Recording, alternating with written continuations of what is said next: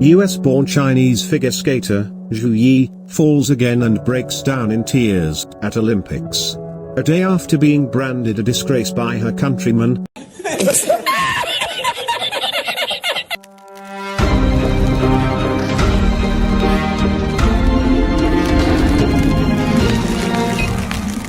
Hey, what's up, everybody?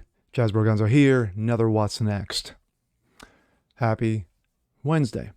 Well, I haven't done much Olympic coverage. Maybe a tad, like a mention.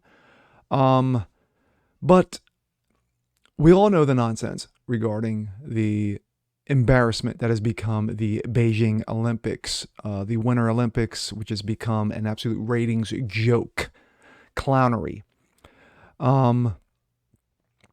But we have our fair share of morons and idiots and ass kissers, MSNBC, NBC, Comcast. Yeah, you know. But we're going to talk about two individuals who basically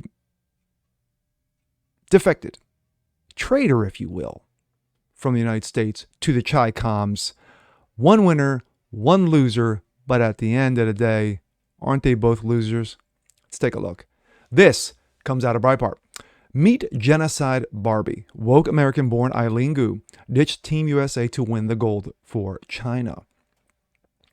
18-year-old freeski champion Eileen Gu gave China its first women's gold in the 22 Winter Olympics on Tuesday, becoming the breakout star of the least watched Winter Games in TV history.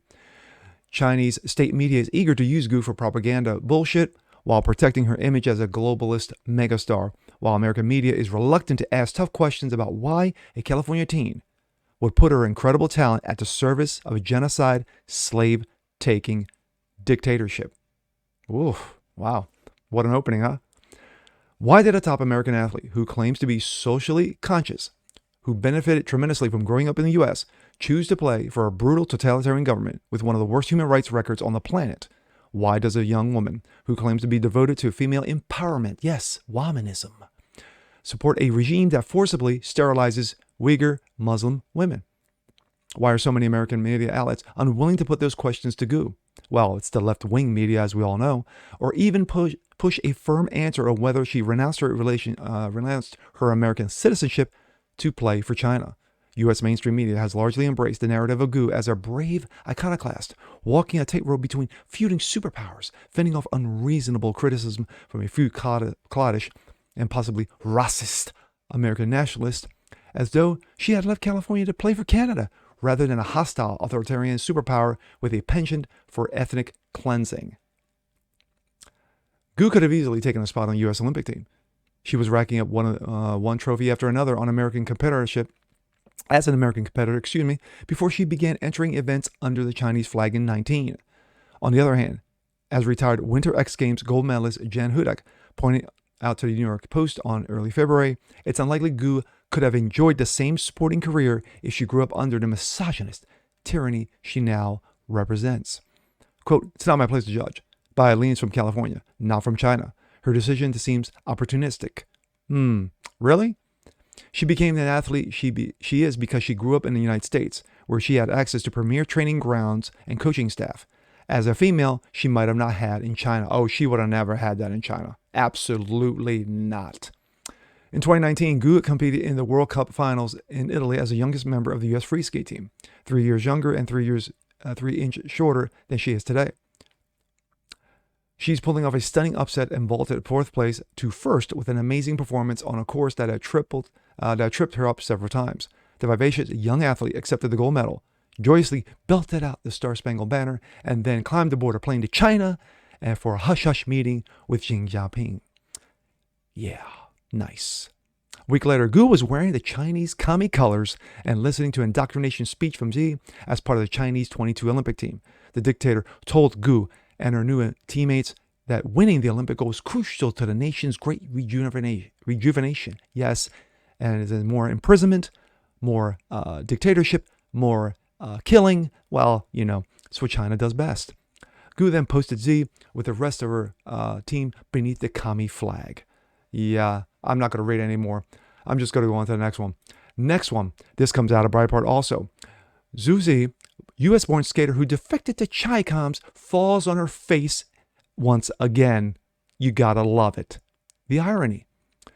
American-born Olympic skater who gave up her U.S. citizenship to compete for the ChiComs fell on her face for a second time, infuriating her adopted homeland.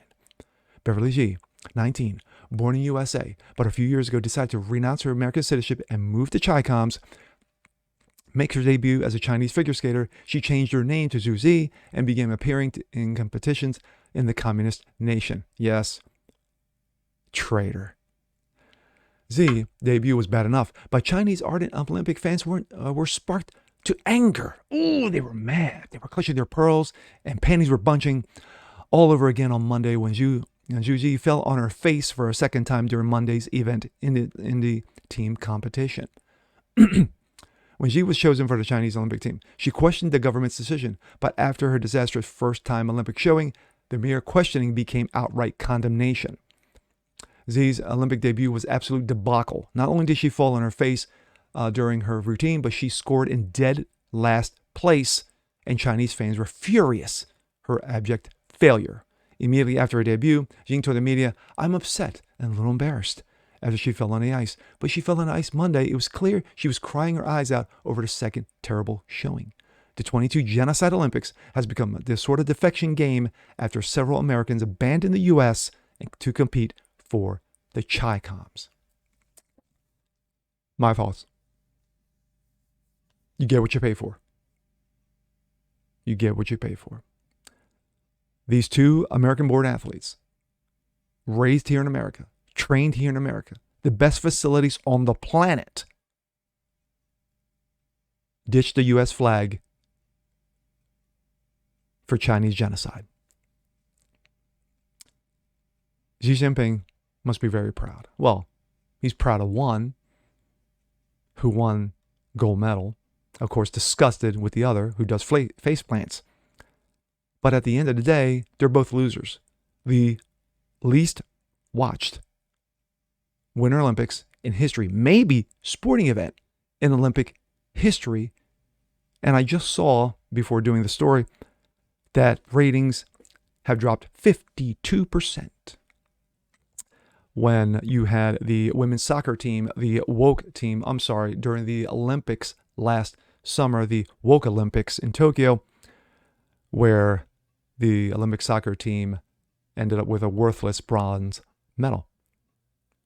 But when it comes to this, I love it. I absolutely love it that nobody's watching this garbage. But at the same time, you're infuriated because you have the woke left media kissing the ass, licking the proverbial balls of the ChiComs because we don't want to upset them. You even had Pelosi come out and tell American athletes in Beijing, keep your politics to yourself. Shut your mouth. Know your role, as the clown Rock would say. Still trash. And with that being said, I'm Jasper Gonzo. This is What's Next. Want to see more just like this? Please leave a comment below. Like it, share it, subscribe to it. And we'll catch you guys next time. Peace.